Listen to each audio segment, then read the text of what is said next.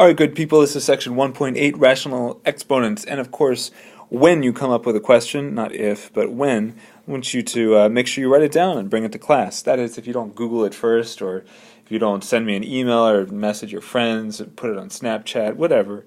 If you make sure you write down your questions, because I want to make sure they get answered. I can't answer them while I'm on the video right now because it's not interactive.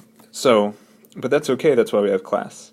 Audio check. When you hear me drop a piece of information about my personal life, then that's when you write it there. Here we go.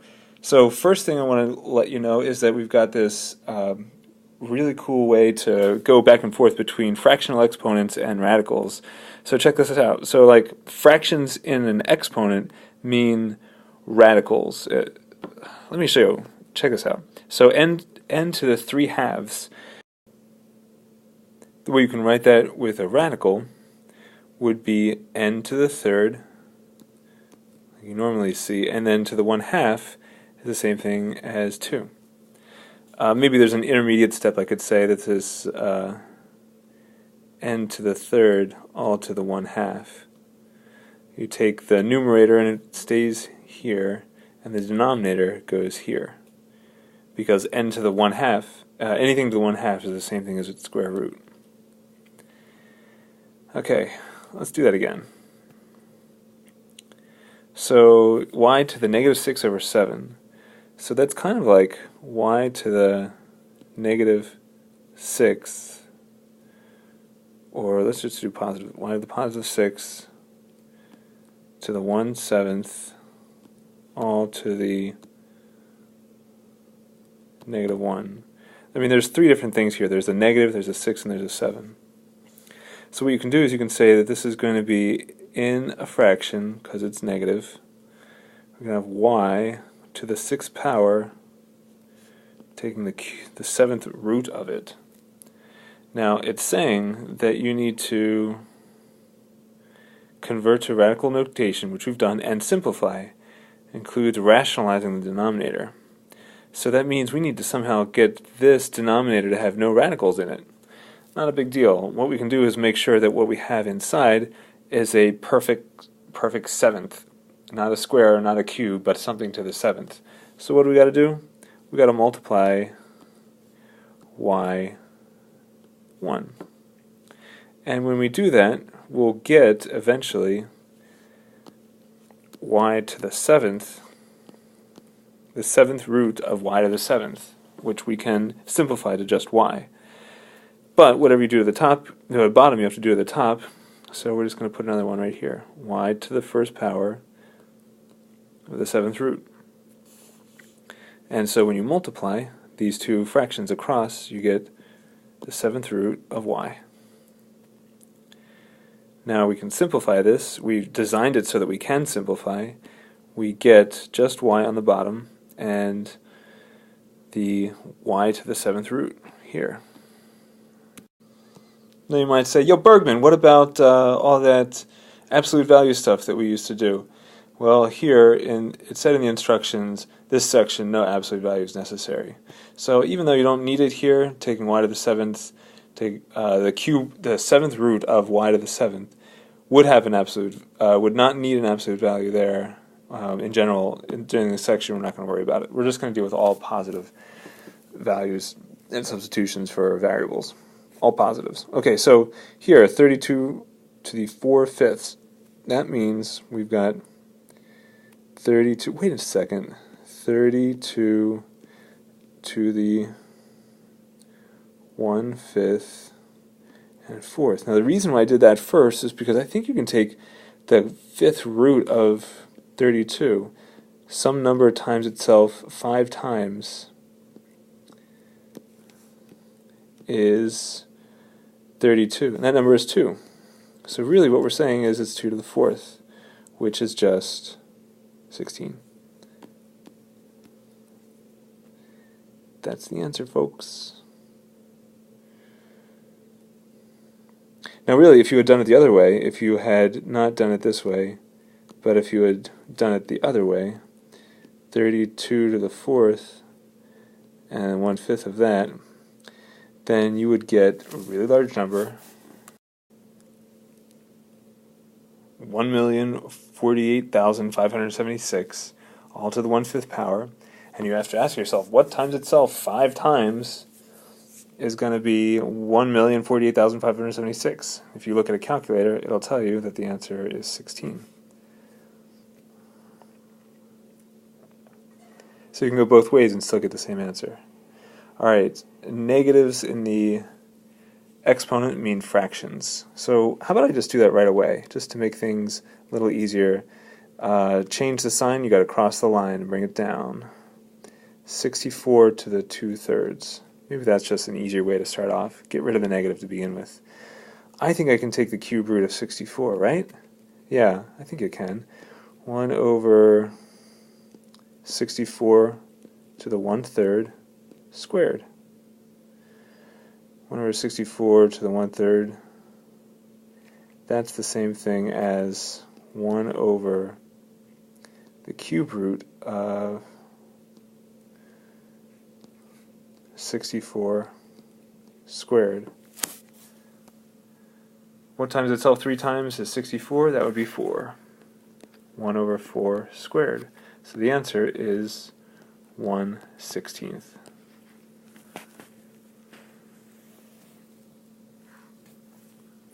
So in general, you can take this, and the denominator of the fraction in your exponent becomes the number that you have in your radical. Alright, so convert to exponential notation and simplify. I think we can rewrite this as all this. I think we can write this as a product of something and a perfect cube. So check this out. I think the simplest way to look at it would be like this. 5ab to the 3rd, and then times another one, 5ab to the 1st power. 3 plus 1 is 4. There's 4 total of them, but I've separated it out so that I can take the cube root of 5ab to the 3rd and the cube root of 5ab to the 1st power. Well, these cancel out, and you get 5ab to the cube root of 5ab. Part of the instructions say we have to convert it to exponential notation, and that would look like this. This 3 goes in the denominator, and this is the answer. Number 6. So here, let's remember one of the rules that we had from before, and that is that the exponent here can be removed. So we're going to take this and rewrite it as the 4th root of 16 all to the 3rd power. Now, why did I do that?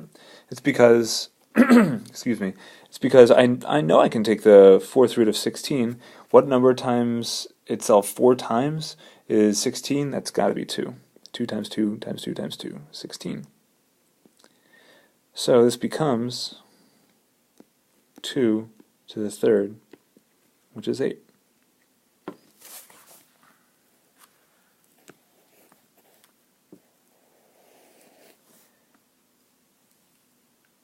Here, let's see, I'm not sure that I can simplify anything here, so I'm just going to convert it to exponential notation. This is the numerator, this is the denominator, a to the 4 over 6. Wait a second, I can simplify that fraction. It becomes a to the 2/3. There it is. What in the world? A square root of a cube root? Alright, well let's just turn this all into exponential notation. Maybe it'll make a little bit more sense. 4 to the 1/3, that's what we have here. And there's an unwritten 2 to the 1/2.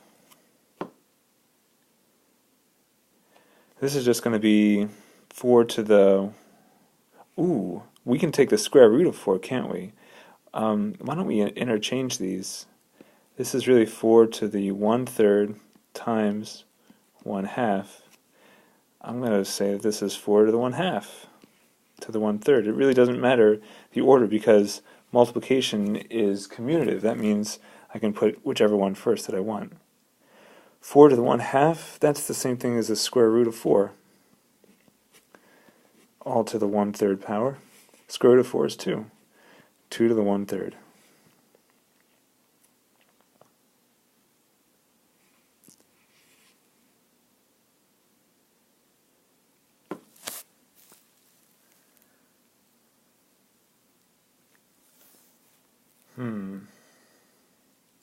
We've got an unwritten 2 right here, and we've got an unwritten 1 right here. That means this is going to be 5 to the 3/2 times, because there's an unwritten multiplication here, 5 to the 1/3. Well, let's add, we have to add these up. It'll be 5 to the whatever 3/2 plus 1/3 is. Let's figure that out on the side. 3/2 is the same thing as, let's see, is 9/6 plus 2/6. That's 11/6. So this would be 5 to the 11/6. That's an exponential notation. Simplify and then write in radical notation. Okay, so if we're going to combine these two, we have to add the fractions. What is 3/4 plus 1/2? That would be the same thing as 3/4 plus 2/4, which is 5/4. That means it's going to be a to the 5/4. If we want radical notation, then that means we need an a. 5 is the numerator and 4 is the denominator. And that's the answer.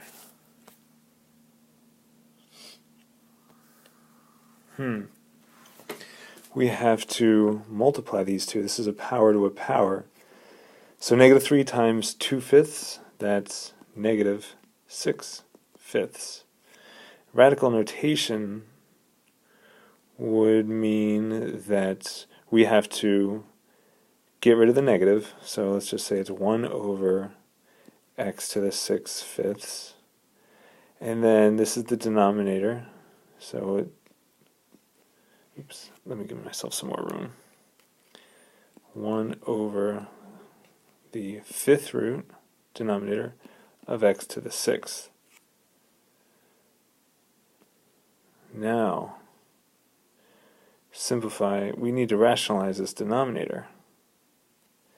So what can we multiply this by so that it's going to be a perfect 5th root? We would need to multiply by x to the 4th. Why? 6 plus 4 is 10. And you can take the 5th root of x to the 10th.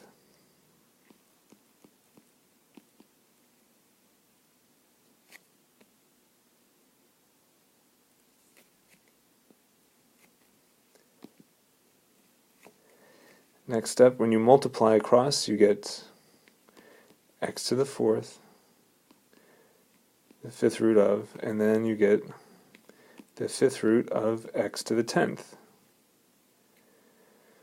That would be the same thing as, if you were going to convert this back, 10 over 5, and when you simplify the fraction it becomes 2. That means that this is going to be the 5th root of x to the 4th all over x squared. And this is your answer. Again, how do I get the 2 and x squared? It's 10 over 5 simplified.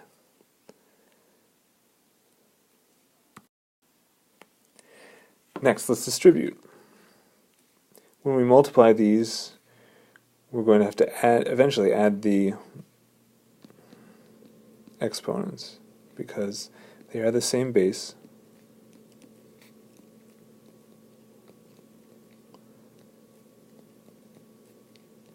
So now I've just distributed.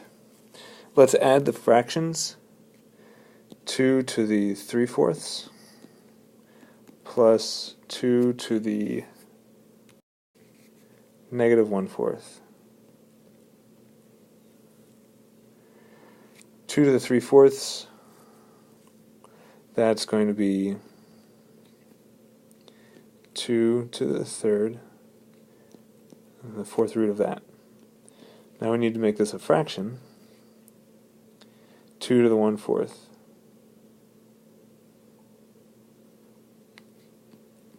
Or just 2. Here's the 4, here's the 4, and the negative makes it a fraction.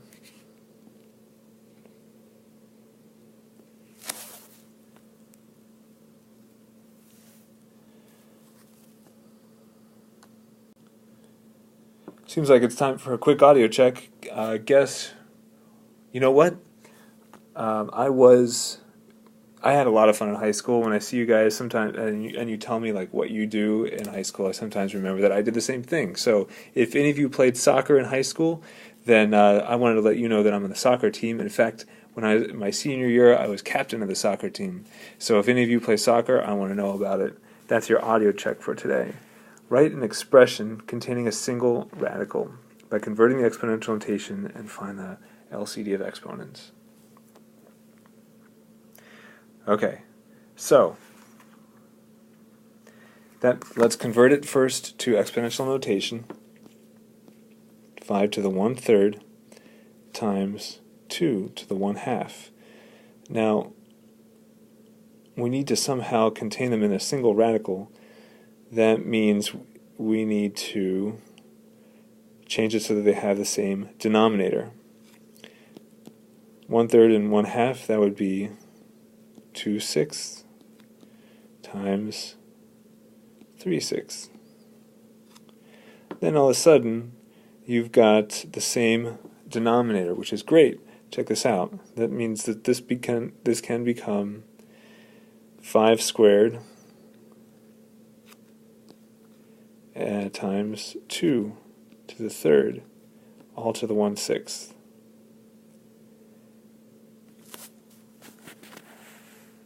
And if it's all to the 1/6, then you can take the 6th root of it.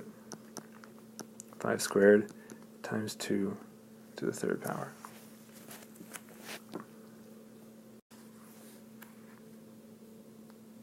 Five squared is 25, and 2 to the 3rd is 8. 8 times 25 is 200. So we're looking for the 6th root of 200. There it is. Okay, let's take all of these and turn them into the same common denominator. That would be 6. So x to the something over 6, y to the something over 6. 6 is the least common denominator. 6. Let's see, this is going to already be 5/6, this is going to be 3/6, and this will be 4/6. Common denominators. That means we can take x to the 4th, and y to the 3rd, and z to the 5th, and raise them all to the same 1/6 power. And therefore, you can convert it back to radical notation, x to the 4th, y to the 3rd, z to the 5th. And we're done.